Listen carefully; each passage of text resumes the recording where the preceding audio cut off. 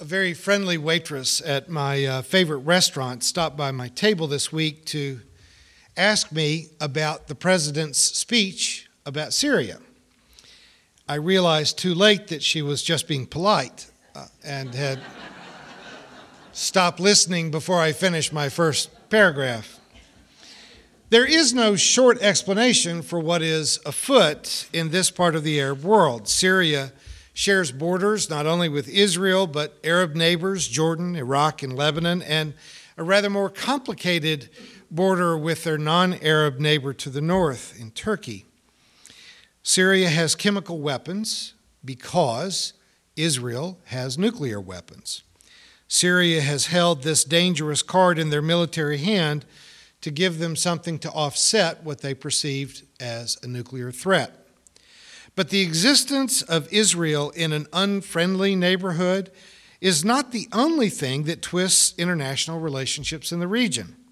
I'm not a historian, so I'm going to hit this pretty fast before I say more than I know, but none of the modern boundaries in the Middle East developed naturally. When Great Britain ruled the former Ottoman Empire, they intentionally divided up the countries we know of in the Middle East so that there is not a remnant of a Turkish empire, an Ottoman empire, or a Kurdish nation, or a Persian nation. But specifically, they divided nations so that there was conflicting balances of Kurds, Sunnis, and Shia. Syria was a part of the Ottoman Empire until after World War I, and only became a self-governing nation in 1946. Many of you here remember a time when there was not a modern Syria, and it has never enjoyed majority rule during modern history. It has never had anything that would even approximate what we would call a democracy. The Brits made sure that these larger populations that might have united and defied the West sufficiently were divided up so that they fight with each other inside of Iraq and Iran and other nations. They fight for control of their own country so that they don't give their Western capitalist marketers much serious competition.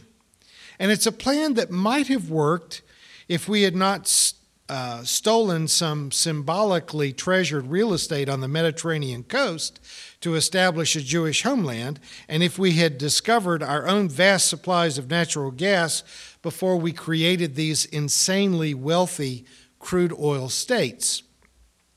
Syria is about 60% Sunni, and it is they who are understandably making up the opposition to Assad's government. They are the insurgents.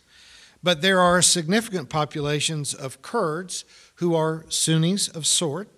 There are Christians, and there are a couple of minority Muslim sects that you've likely never heard of.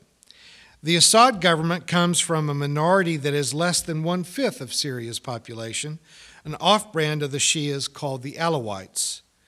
And if you are still with me, you're way ahead of my waitress at Touch. There are similar divisions inside of Iraq that played no small role in why Saddam Hussein's government was as violent as it was. When we took over the nation, we found out that we couldn't rule them without even greater violence than Saddam Hussein had been guilty of. We talk about Afghanistan being tribal, and that keeps us from being able to have a meaningful central government in Afghanistan, but I don't know. I think you could say pretty much the same thing about Syria and many other Middle Eastern states. We say tribal, that's short terminology for us to ascribe to another nation, but those kinds of internal divisions exist in all of those countries on purpose, not by their own creation, but by Western creation. Our own nation has more than just a historical taste of this kind of strained diversity. It's not like any of us ever thought the cowboys and Indians got along all that well together. They primarily resolved their issue of conflict through what we now call ethnic cleansing. We just killed them all. Blacks and whites were not natural neighbors, and even 150 years after the abolition of slavery, we still find ways to keep blacks and whites from learning how to live together very peacefully.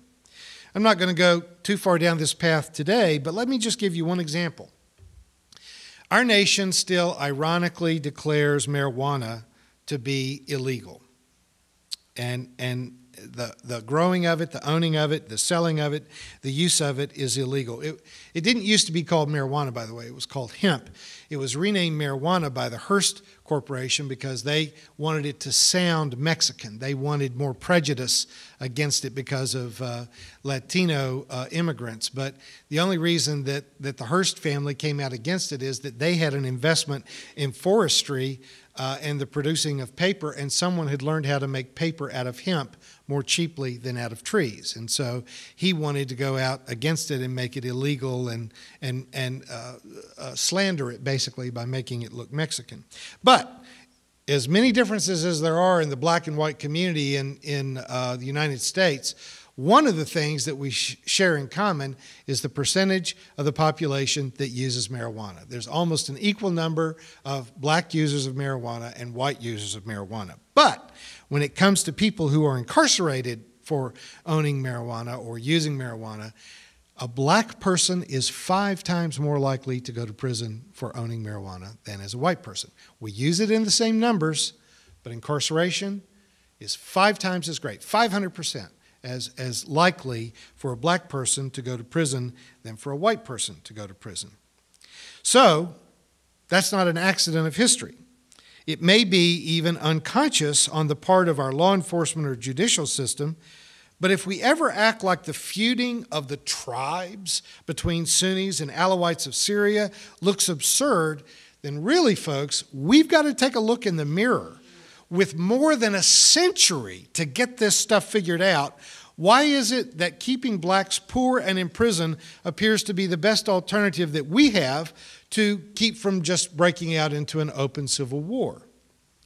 When I entered the ministry 35 years ago, even liberal churches were still debating whether women could even speak in a church service. And ladies, if you remember, back then, part of the question was if you were going to speak in public, didn't you have to wear a dress? You couldn't possibly wear a pantsuit. Now, you see me wearing a dress right now, but I've got pants on underneath. So, you know, but that was actually something that people debated within churches.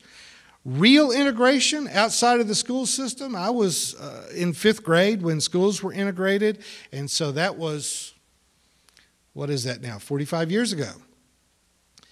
We still don't have neighborhoods integrated. We barely have churches that are beginning to be integrated. In those years, if there were illegal immigrants in the nation, they weren't seen in churches. They were not mentioned in pulpits. Now, nervously, 20, 30 years ago, white churches started to help start Hispanic ministries and Korean churches and Chinese ministries. If you people of color are going to live in our country, I guess if you're going to go to church, we'll build you a church to keep you from coming to our church. But the more insidious problem for modern mainstream churches was the dawning realization that they all had a minority group that was hiding among their pews, especially in their choir, you couldn't look at them and tell that they were a member of a minority group. For 20 years, the modern American church has been sharply divided between gay members and straight members. White Protestant mainstream churches have tried every imaginable means of addressing that division. As Winston Churchill once said of us, you can always count on the Americans to do the right thing after they have exhausted every other possible option. We tried denying their existence. We tried converting them.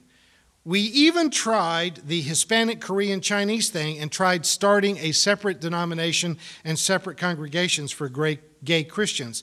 But they just kept showing up in our favorite churches, in our favorite places, and sometimes even in the pulpits of the most radically anti-gay churches in the country. So we are no longer even shocked. It hardly makes the news when a famous conservative evangelical preacher who's ranted against homosexuality for years is discovered to have same-sex affairs.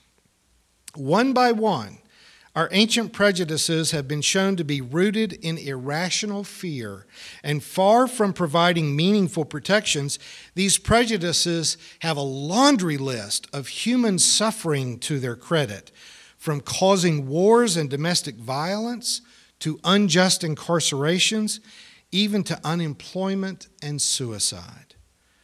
From a distance of years, we can feel regret about African slavery. We can feel regret about the slaughter of the American Indians. We feel regret and have even paid reparations for the incarceration of Japanese Americans. We feel badly about our American apartheid of segregated schools, gender discrimination, and discrimination against the gay community. But one of the things that we have discovered in America is that the more peacefully we are diverse in our communities, our universities, and our businesses, the more interesting they become, the more productive, the more inventive, the more safe, and even more profitable we are when we peacefully diversify. What lies ahead is for us to be able to do that with religion, what we have begun to do with race, gender, orientation, and language. Americans, as well as Russians, have reason to fear chemical weapons passing into the hands of Islamic radicals. Ironically, Western European powers, the United States and Russia, all fear how either nuclear or chemical weapons might be used in the hands of extremists. Of course, the question that none of us ever seem to want to consider is just exactly why they hate us enough that they would like to use those weapons against us. It's not because of our freedom. That's not it. Nothing happens in a vacuum. Over the centuries, empires rise and empires fall. There are instances of ethnic cleansing, there are expulsions, immigration, migration, enslavement, and exploitation of every kind.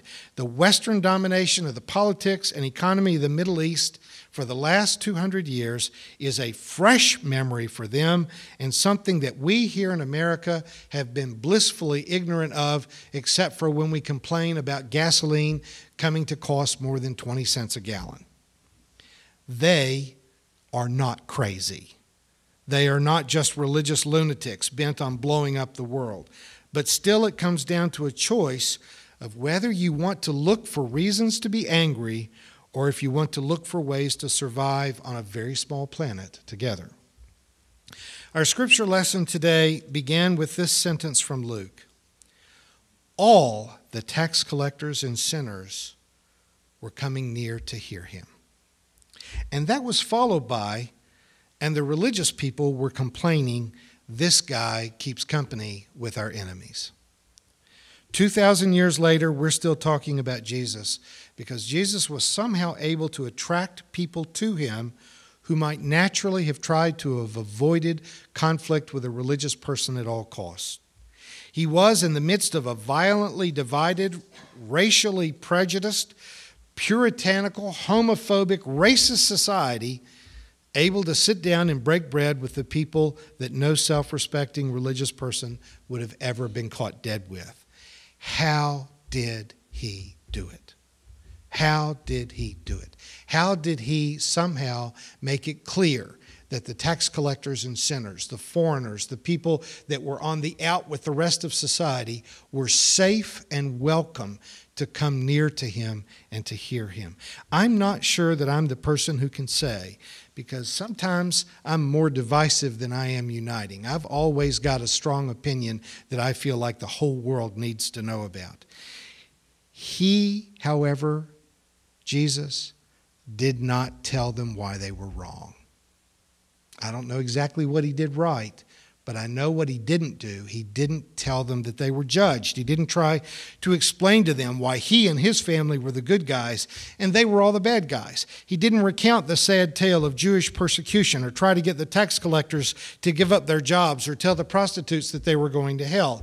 Even though what they were doing was immoral and bad for society, still, he didn't launch a missile strike in their neighborhood because, well, what kind of idiot would do that when they're trying to get people to get along?